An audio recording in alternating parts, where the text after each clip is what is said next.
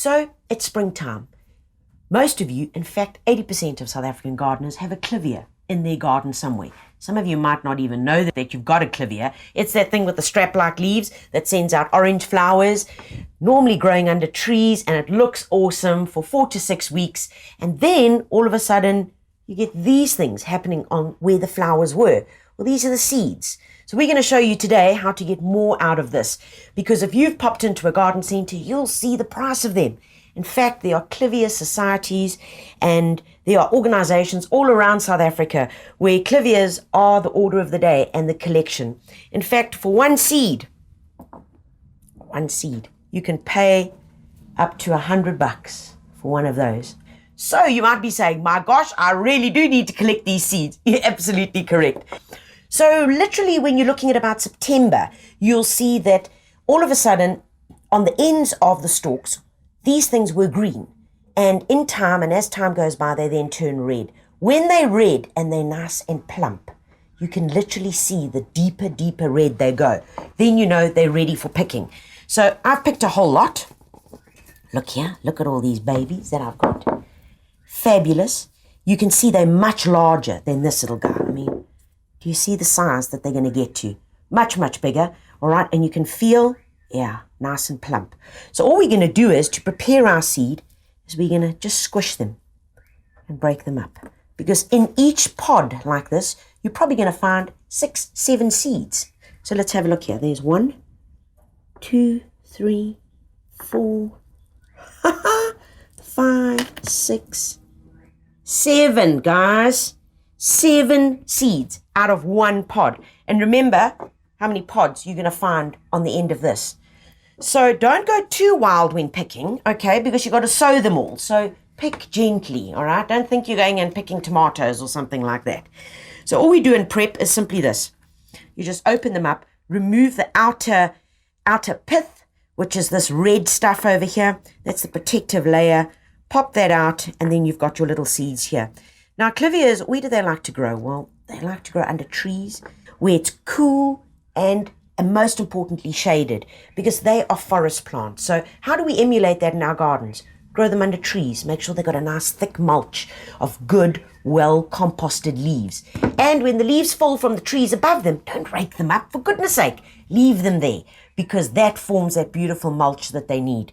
So we've got a tray, and this is just a seedling tray that you can get from your local garden centre, making sure it's got lots of drainage holes. Very, very important, folks, okay? Now, and here I've got some seedling mix. Seedling mix is very fine. It's very, very fine. You can see that's put through a sieve with about a 5 to 7 millimeter aperture so that we've got really nice, fine product. So in goes my seedling mix. There we go. Okay. And then all you're going to do is just push it across to the edges. And what I normally like to do at this point is I just take an old floating trowel that I've got, and all I do is I just firm down the soil. So remember, even seedling mix means a consistent, even, successful germination. So there we go. And it goes here.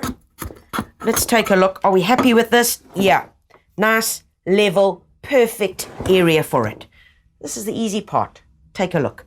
The good thing about Clivia seeds, and about all seeds in fact, is that you don't need to worry if you're putting it upside down, or maybe you're burying it on its head, or maybe you're burying it on its shoulder. You don't need to worry about that, because the good man upstairs has made sure that things with leaves grow up, and the first root, which we call the radical, is the first root that emerges, always goes down. So all we do is we take our little seeds, easy stuff, and we just pop them along.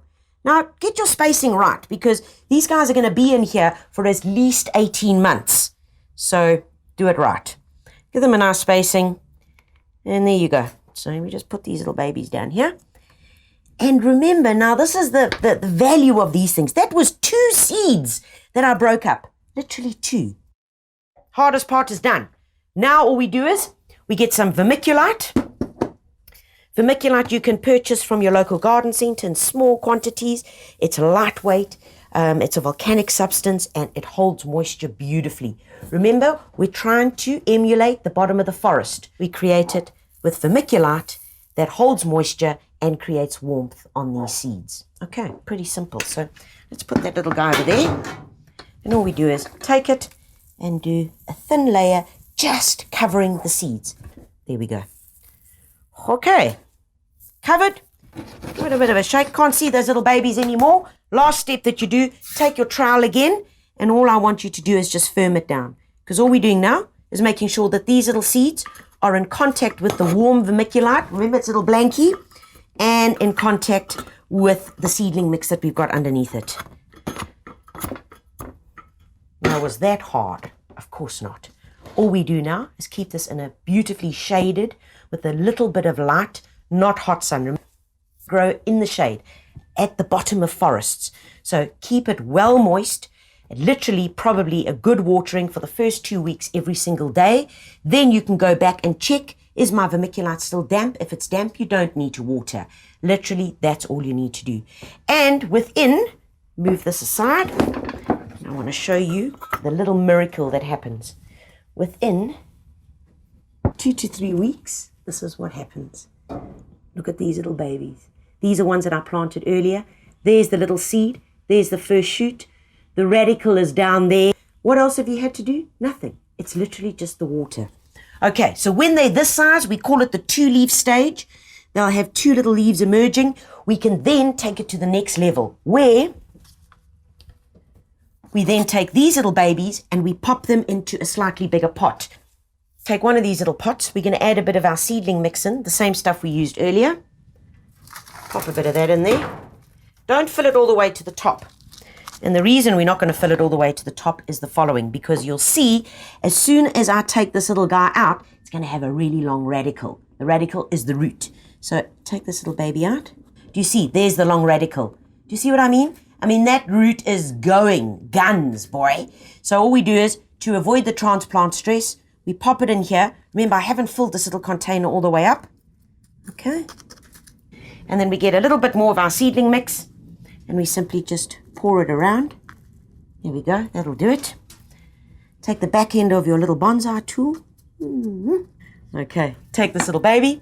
He's going to get into a little tray like this. You're going to leave it in this tray for about 6 to 7 months till they get to literally about 15 to 20 centimeters in height. From here, you can take them and transplant them straight into the garden. Literally pop it out of its little pot like that and into the garden, and away you go. And that is all you need to do.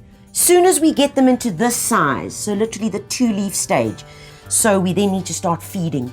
Use something like sea salt, a good organic plant food, dilute it into water as you're watering the plant, so you're giving it this awesome food that it needs. And hey, I got a whole bunch of Clivias.